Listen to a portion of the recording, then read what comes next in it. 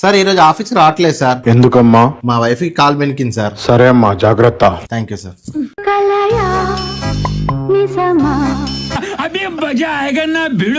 దీపు చాయ్ పెట్టుకోసా? సరే తెస్తా. అమ్మా ఇవాళ ఆమెకి కాల్ బెనికిందమ్మా, అందుకే ఆఫీస్ కి లీవ్ పెట్టినా. దీపు ఇలా చక్కెర కొంచెం చక్కెర తీసుకురావా? అరే నీ అబ్బా చెప్పరా, ఈరోజు ఆఫీస్ పోలేరా, మా వైఫ్ కి కాల్ బెనికింది, ఆమెను చూసుకుంటూ కూర్చున్నా ఇంట్లో.